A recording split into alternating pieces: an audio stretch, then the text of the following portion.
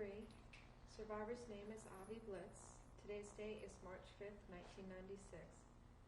Earlier we were talking about the camps that you had revisited. Yes. I specifically remember the first, that tour program was called Jewish Roots. It was a 22-day tour that will include in every country that we visited Jewish life where it can be found, and as well survivors that have lived through that period of time. I remember arriving into Poland. During the cause, that trip taught me more about so many things that I really realized being just a trip. I was with 24 American people, Jewish American people through American Jewish Congress. They were very well-to-do financially and educated business people. And I've seen a side of them that has alerted me to guilt that people had. But they did not express it with guilt. They simply behaved in a very shameful way at times. And I remember an incident in Czechoslovakia first, when we went to visit the model camps, and the guide was explaining to us and going through the camp. I remember one gentleman jumped at her and he cursed her literally and accusing her, "You are at fault, what has happened here. It is people like you that you didn't do anything, and because of people like you, my people suffered." I looked at her, and with her looking at me, she asked me, "Don't do anything." I was pleased that she did that, because I would eventually have said something that I might regret later on. The same day in the afternoon, we visited another town not far away. As we approached that town, from far away we saw something that was out of metal, a cross. And as we got closer and we went on a hill, and we saw a rail tracks of a train that were bound in a cross, and they were on the top of the hill, and the guide took us up there, and she told us the following: that while the Germans and the Gestapo were here, paratroopers jumped and they landed in a certain area, and their assignment was to kill the heads of the Gestapo that were in control of the model camp, and eventually that has happened. They killed him. The Germans got extremely upset about what has happened, and they decided that the paratrooper jumped where we were, and there was a town of miners when we were standing, and it so happened the Germans decided with the tanks to get on that town. There were 45 miners underground. They sealed it without them being able ever to come up, and they literally destroyed that town completely. They leveled it off. As she's telling us that, she waved towards a lady, and there's this old lady coming to us, and she is introduced to us as the only survivor, that she was 9 years old, visiting her Jewish friend at the model camp at the time when this happened. It was quite a silent period of time. And then the lady showed us another part of the hill, and there were roses from all over the world. Every year, every country sends roses to commemorate that area. I saw this gentleman. It affected him. He went and he apologized to her. And she later, when I spoke with her, she says, "Don't worry. Don't protect me. It happens every single time." Another incident I remember is going to Poland and staying in Krakow and visiting Auschwitz. We went in the morning on a bus, and we traveled for about an hour. And prior to getting into the camp, we stopped at a little shack that was a movie theater, and we were showing films of what was done to the children in experiments. And then we were taken to the gates of the camp. It was as effective as anything to be there. There is a silence there that is unexplainable. There are no birds, there are no flies, nothing. Silence, death, silence.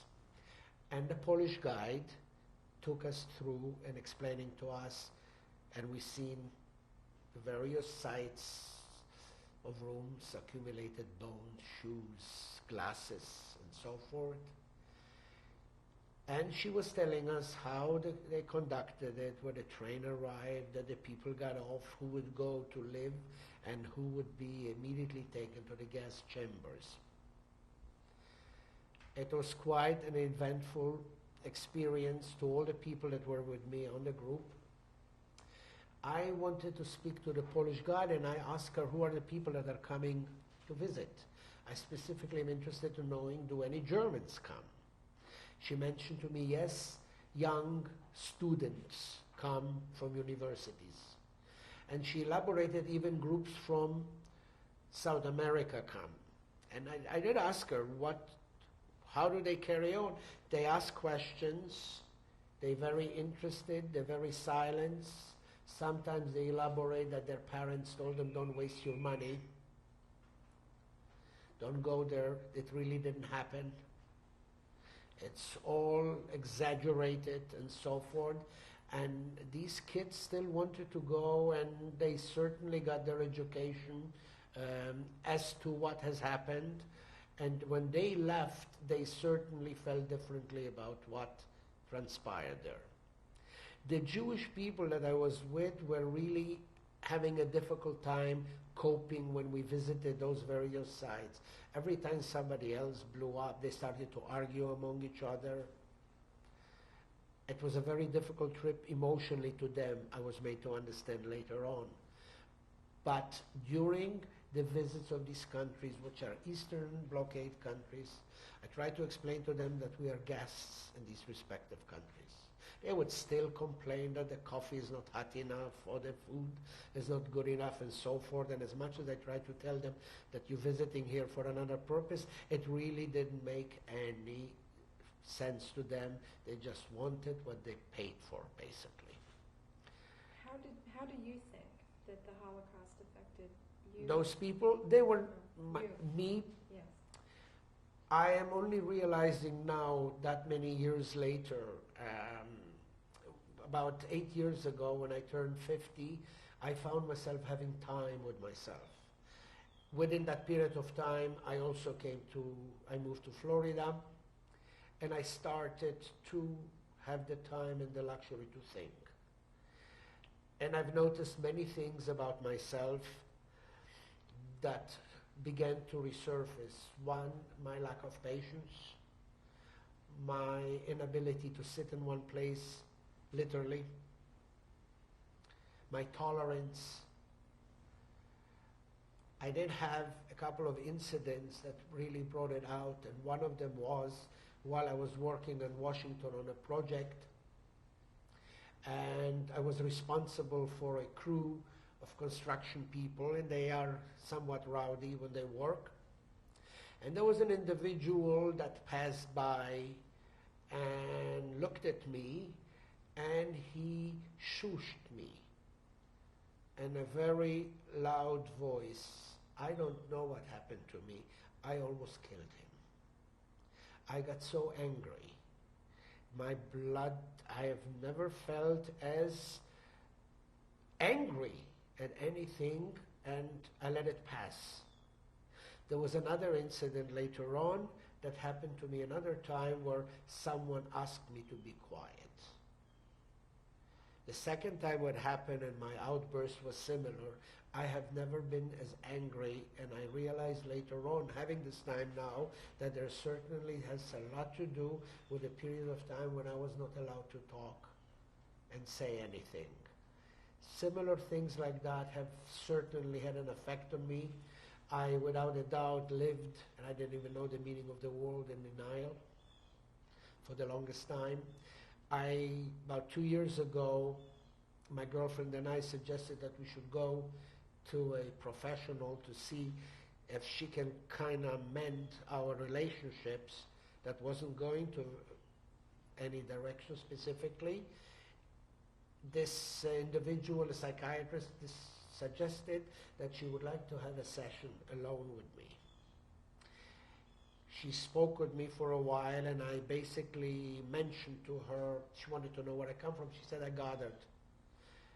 And she said to me, it will take me a lifetime, another lifetime, for her to understand what makes me tick.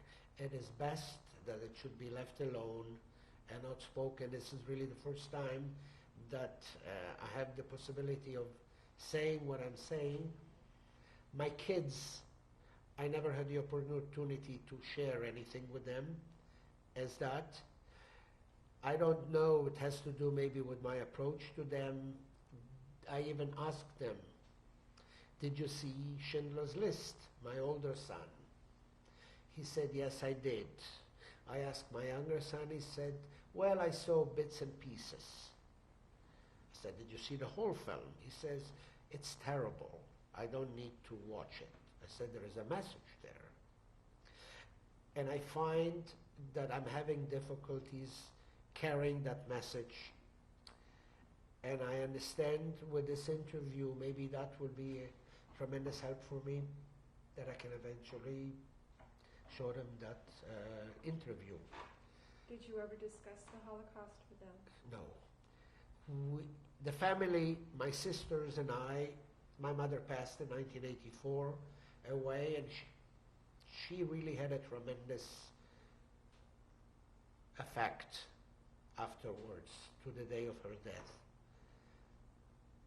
My father is a quiet gentleman. My father was couldn't live on his own, being an invalid. He wanted not to be a burden to his kids. So he chose to be in a nursing home, which was very unusual. It was a shocker to us. He said, I am the happiest person in the world. What it meant really to me was he didn't want to be a burden for us, and he truly made the best out of the time where he is at. Every time when I call him and I speak with him or I see him, he's always very happy, very cheerful, very soothing, as he always was at my early times that I got to have certain experiences with him. We do get together 2-3 times a year, and for the very first time in the last couple of years, my father and my uncle and aunt share experiences. I never heard the same experience twice. There is always so much that they just suddenly find themselves talking, and for the very first time I'm interested and I'm listening. I hardly ever speak of my own experiences, sharing with them. I'm just listening. It's very interesting. What message would you like to send people about the Holocaust? Message? What message? It really happened. And basically it can happen again.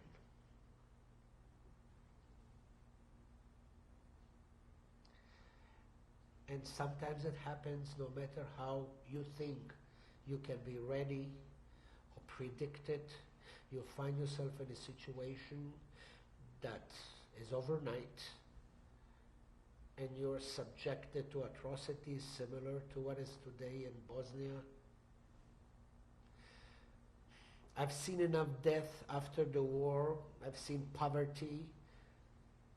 In my visits to countries like India, I've seen poverties and atrocities that parents do to their children that was something that I didn't believe it happens. Seen little kids begging in the streets and running with limbs, hand broken, a foot. And I would ask the guy that was with us, what happened? Why? He says, yes, these kids, they are born normal, but their parents break an arm or a leg, so they can look pitiful, so people will give them money when they beg. I have seen in Ethiopia the Jewish Falasha people, how they're being discriminated. As much as we had government people with us from Ethiopia to watch us, they did give me messages and little pieces of papers, me and a group of other people, asking for help, and naturally Israel helped. And I find basically, I think it'll take me another maybe 10, 15 years to realize what the message that I can possibly give. I really don't have a specific thing to say, other than this is life. It could happen again. It has happened. Thank you very much for your interview. You're very welcome.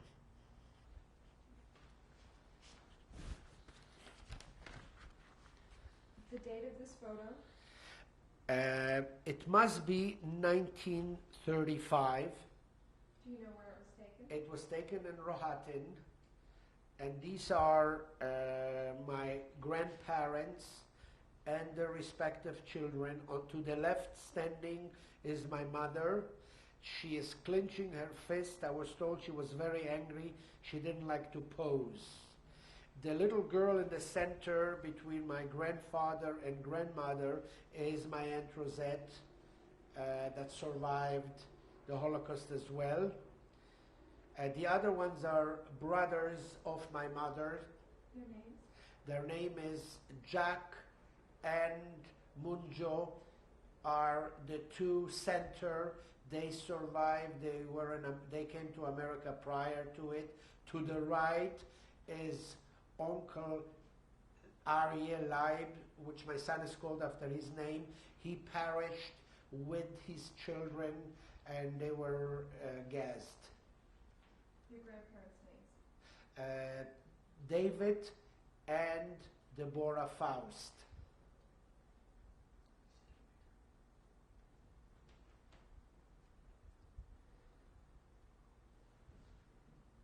The date of this photo? It appears to me it was approximately the same time, about 1935. It is my grandfather and grandmother sitting from my father's parents. This is Matityahu Blitz and Chaya Blitz. Both grandmothers are named after the twin sisters that were born after the war. The lady in the center was working for them and not Jewish, and she was very helpful to my father when he was searching for food. She lived at the edge of the forest, and she would help whenever she could with clothing and food as well. She just died a year ago, at the righteous age. My sister went to visit her, and she couldn't remember quite who she was. She was in her deathbed prior to passing away. What is her name? Chaya Varvarka, no, Hanna Varvarka. And where was this picture taken? In Bukachovce, in the backyard of their house. What country? In Bukachovce, Poland.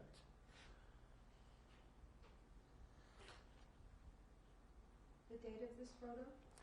It must be 1937 and maybe a couple of months. That's myself, and I must have been here about 5 months old, making it at the end of 1937 with my mother at the stairs leading to the house where we lived in Bukachovce that belonged to my father's family. I think he was chasing after my mother and he tripped. The date of this photo? It appears to be 1939. Apparently, I am about 2 years old in this picture, playing in the background of the house in Bukachovce.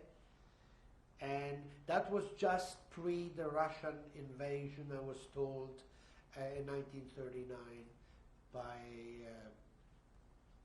the Russians invading that part of Poland. How did you get this picture?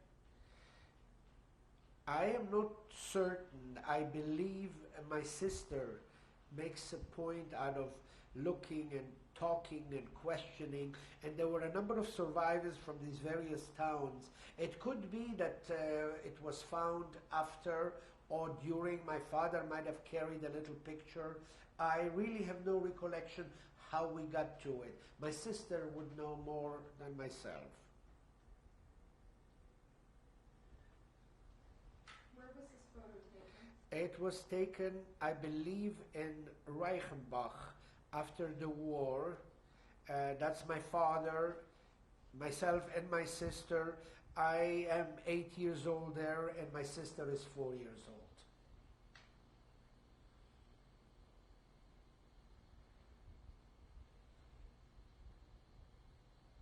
It's a little blur.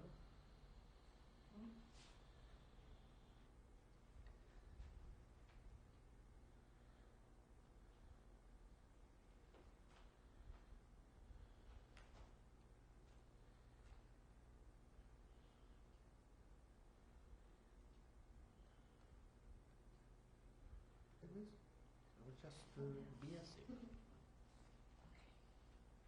The date of this photo? I believe it was in 1959. Who is this in this photo? That's myself in the Israeli service, and I can't remember exactly the date, but I must have been in the service already at least a year and a half when this photo was taken. Did your parents ever talk? The date of this photo? I believe it was 1983. My mother passed away in 1984. I think it might have been just the last picture that we were together. In that picture, it's my father and mother. To my right is my sister Tzipora. To my left are my twin sister Chaya and Devorah. Where was this picture? That was taken in Los Angeles in one of the gathering of, I think, one of the affairs of my sister with one of her kids. The date of this photo? The date of this photo was in October 1993. It was at my son to the right, Ron's wedding, and he's shaking hand with his brother Ari. I have to be exact. 10:15. Who was in this photo? That's my granddaughter Stephanie, and the picture was taken October 15, 94. She is 2 years old in this picture. Where was it taken? In Florida, while they were living at the time in Miramar. The date of this photo? In 1911 it was built, and this photo must be 2 years old. My sister traveled in the area where we survived, and she took a picture of my grandparents from my father's side house that still stands as it was then. It survived all the period of wars and bombing, and today is still being used by the government as a headquarter. And basically this picture was my grandfather's Avi Blitz built in 1911 to replace a wooden house that burned down. Today this house serves as an administration building for Bukachovce. Notice as well the Ukrainian flag on it. And the tree that's in the front yard? Yes, the trees in the front yards were baby trees when I was born. And my father, when he looked at that picture, said, "You cannot imagine these trees because they were tiny little things, shrubs." At the time when I was born, he planted these trees.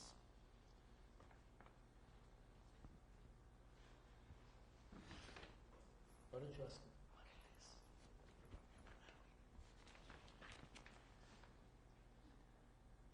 Can you tell us about this picture? Yes, this picture was taken in Rohatyn, and this is an outside view of the ghetto area. Below these houses is a ditch that the Jews from the ghetto were forced to dig. This is the spot where they were massacred. Where is Rohatyn? Rohatyn is in Ukraine now. That was Poland at the time when this atrocity took place. When was this picture taken? That picture was taken about a year and a half ago. It's wonderful. Can you tell us about this picture? Yes, this was a barn behind the house where my grandparents in Bukachovce lived. It's much more modernized today. This picture was taken about a year and a half ago, making it 1994. That was actually the place where at one of the actions we were hidden on the top. It didn't have a window at that time, there were just cracks, which I was facing one of those cracks when I saw my grandmother being beaten.